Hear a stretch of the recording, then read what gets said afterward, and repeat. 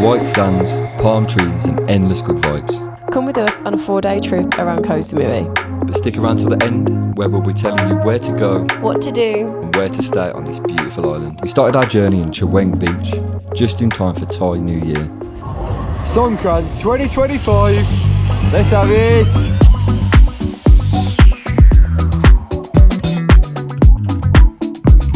After a day of celebrations, we decided to head to Fisherman's Village and also check out some temples.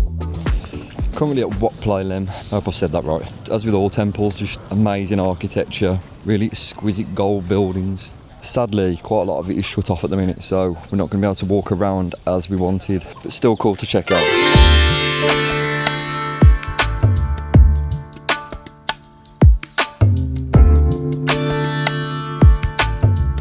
The temple seems to have three main areas. You've got the big happy Buddha, you've got the Buddha with many arms, and then you've also got the middle section. In the water around the temples is heaps of fish, some prehistoric looking ones, and you can even see a terrapin in there. We checked out the fish and then got back on the road.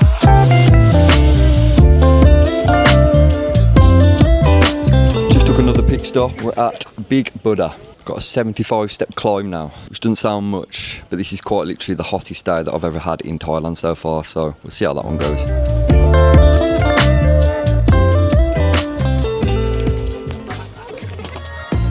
Big Buddha. No prizes for guessing how they came up with that name. It's located just off the mainland and offers a 360 view of the surrounding ocean. Views for days. Got loads of bells around here as well.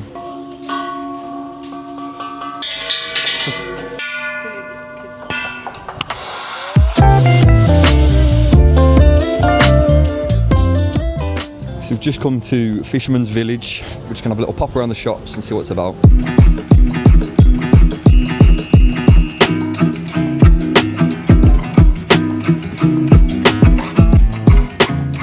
I had to try some of the roast duck. Duck is one of my favourite meats, so yeah, we're going to get stuck in.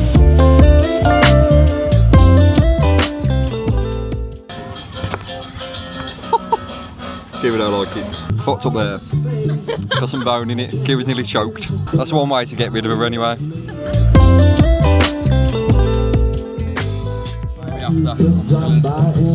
Sweet chilli sauce as well. Always a winner. Very nice, but very messy. Gonna have a little scoot around now, see what else we can find.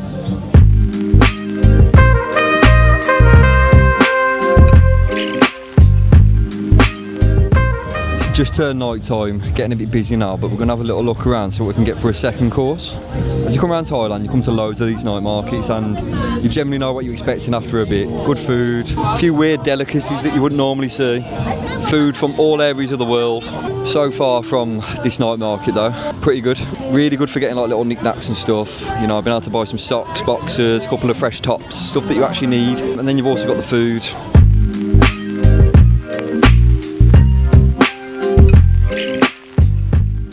Beef biscuit wrap, looks banging. I'm hoping Kira's going to share here. Is that the case? Am I going to get a bite? They're going to let me go for this time. Yes, it's rude. It's rude. Yeah, woman's going mad because someone tried to barter. It quite clearly says 200 baht and he's trying to get it for 120.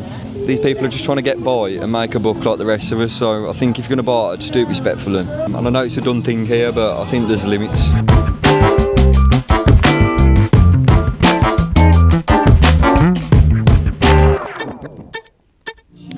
Very good. So good. Yeah. This is worth every single baht. Hopefully I'll get a bite. We'll see. Well done. Loads of flavour, really good. Slightly toasty wrap as well. I said no time. Pretty much inhaled that. It's really good though. I'm not sure we'll be able to top that one to be honest, but I think I've got room for one more course and dessert. In terms of night market, it's really nice pace. Not too hectic, but there's enough going on to keep it interesting as well.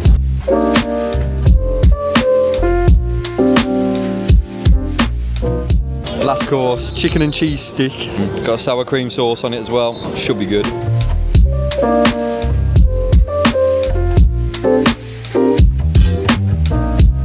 It's really like sickly. Yeah, it's literally a corn dog. That's a bit of me, that. It's very American. Something you get at a baseball game or something. I think we've got room for one more. It's a classic chicken gyros.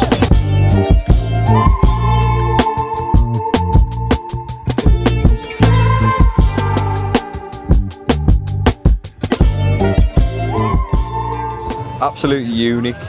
Look at that. Chicken breast, you got chips, tzatziki sauce. In my opinion, better than the beef wrap we just had. So the best or last, I think. From there, we took a 30-minute journey down south.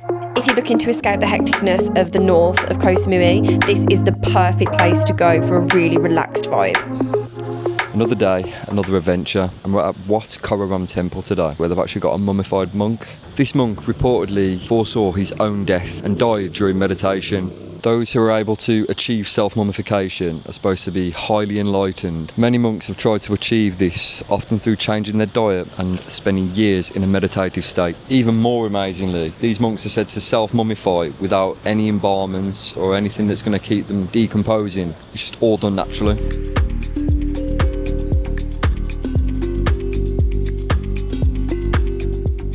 If you are in Koh Samui, give the Mummified Monk a visit and come and see it for yourself.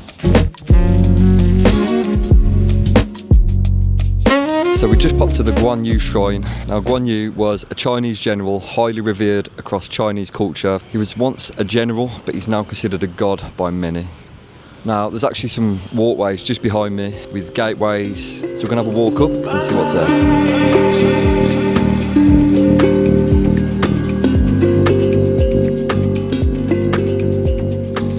So we're just on our way to the overlap stone, and it's a serious gradient, so we're going to have to get a march on and get there.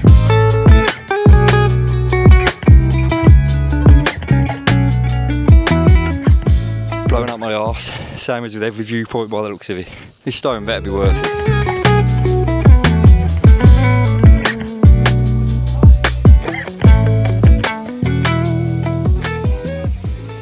As with most of these Instagram spots, by the time you finally get there, you're too sweaty to even take a good photo.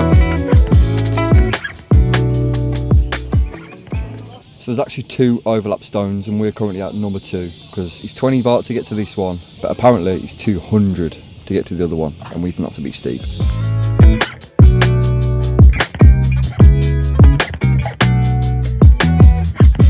We've just got to Namang Waterfall. Got here, there's heaps of people, a few arts and gift stores selling a few things. We're going to head up and see what the waterfall has to offer.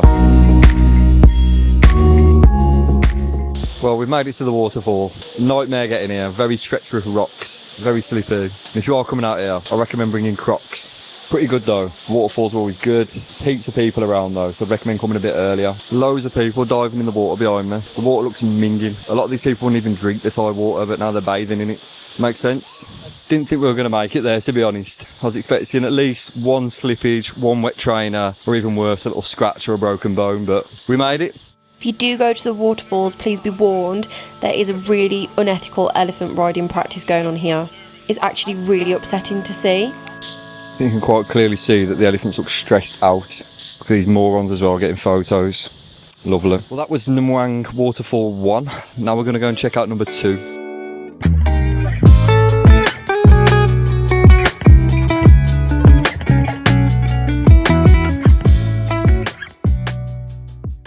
On our way to the second waterfall now. We've got another 15-minute hike.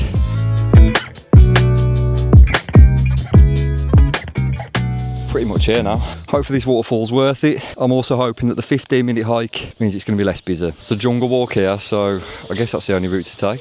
Let's check it out.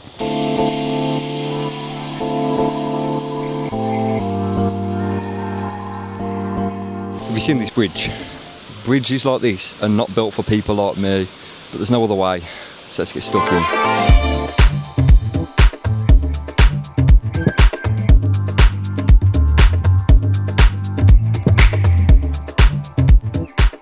I can imagine that there was a lot more water here in the rainy season, but you can't win it all. Someone's built little huts and chilling areas around here, but they don't look the safest.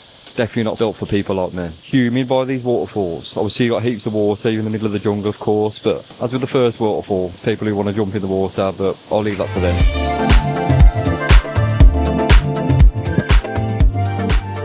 So the waterfalls might not seem like much, but you've got to remember that we are here in the summer season where it's been dry for months. Not much rain, so hence not much water. We're going to head back down now.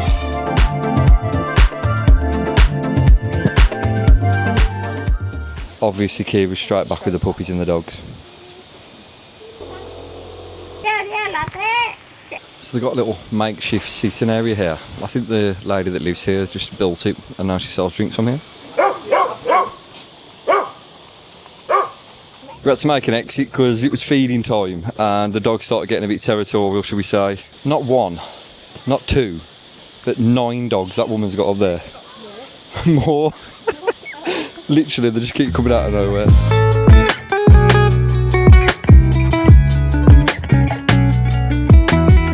Just got to the bottom of the mountain. We've got a big day in store tomorrow. We're going to a pig island and we're hopefully going to see some dolphins. So we're going to jump in a grab, chill out for the night and get an early start. The next morning, we got up early to do a trip to Tan Island. We were hoping to see some dolphins, do some snorkelling, and eventually head to Pig Island. Not many people know that you can see pink dolphins on Koh Samui. We parked up and we waited and waited. And finally they came.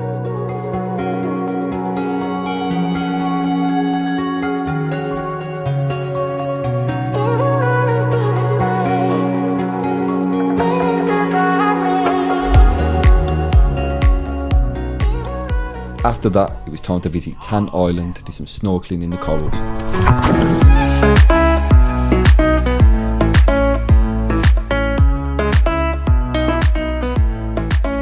And the final stop of our trip was Koh Samui, aka Pig Island. Here we are, guys. Pig Island.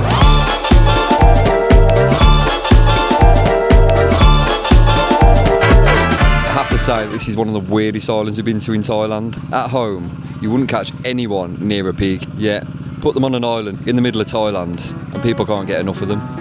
So aside from the pigs, there's also a really nice bar where you can grab a couple of drinks. So that's exactly what we did before heading back to the mainland. That brings an end to our amazing 4-day trip around Koh Samui. But if you are planning on visiting the island, don't click off just yet because I've got some tips and tricks on how to get the most out of your trip when you get there. The first thing you need to consider when visiting any Thai island is the weather. Koh Samui has its own unique weather system and is generally at its driest between December and April. This is what's considered the high season, and here you can expect blue skies, clear seas, but also more crowds. And as a result, you can expect to pay more for accommodation. Then from May to August, you've got the hot season, where you can expect hot and humid weather, occasional showers, and still get a bit of good weather.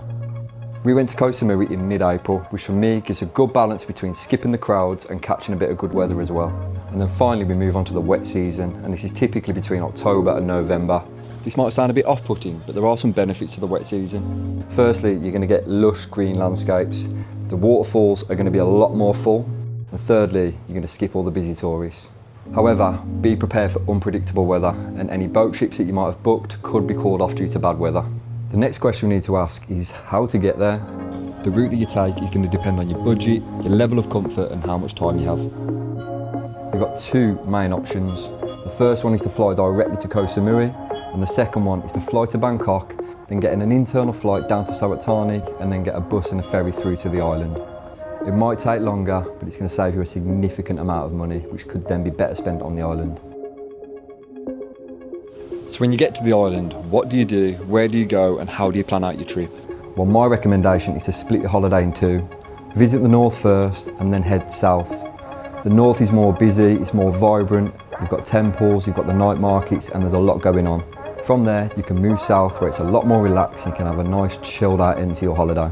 Obviously, me and Kira only had 4 days on the island, so we didn't have a chance to explore everything, but I'll throw some links to everything that you might want to visit down in the description below. Well, I hope you found that useful, guys. If you've enjoyed the content, hit the like and subscribe, and I'll catch you in the next video.